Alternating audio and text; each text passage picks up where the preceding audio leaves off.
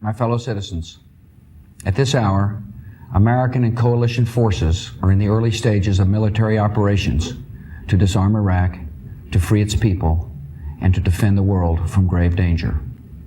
On my orders, coalition forces have begun striking selected targets of military importance to undermine Saddam Hussein's ability to wage war. These are opening stages of what will be a broad and concerted campaign. More than 35 countries are giving crucial support, from the use of naval and air bases to help with intelligence and logistics to the deployment of combat units. Every nation in this coalition has chosen to bear the duty and share the honor of serving in our common defense. To all the men and women of the United States Armed Forces now in the Middle East, the peace of a troubled world and the hopes of an oppressed people now depend on you. That trust is well placed.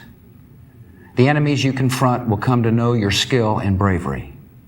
The people you liberate will witness the honorable and decent spirit of the American military.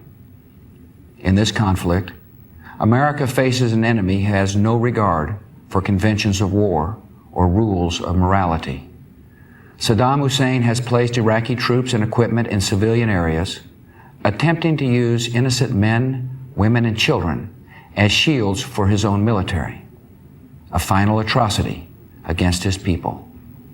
I want Americans and all the world to know that coalition forces will make every effort to spare innocent civilians from harm.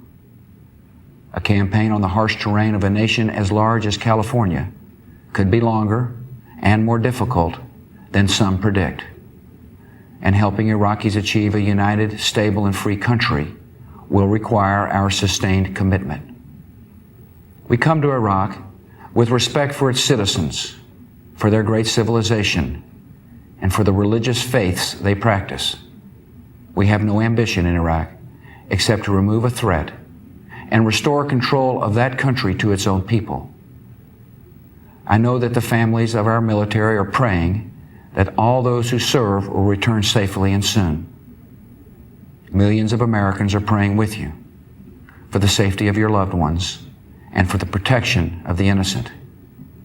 For your sacrifice, you have the gratitude and respect of the American people.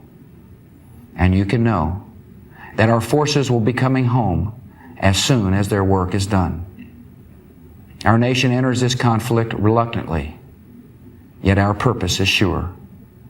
The people of the United States and our friends and allies will not live at the mercy of an outlaw regime that threatens the peace with weapons of mass murder. We will meet that threat now with our Army, Air Force, Navy, Coast Guard, and Marines, so that we do not have to meet it later with armies of firefighters and police and doctors on the streets of our cities. Now that conflict has come, the only way to limit its duration is to apply decisive force.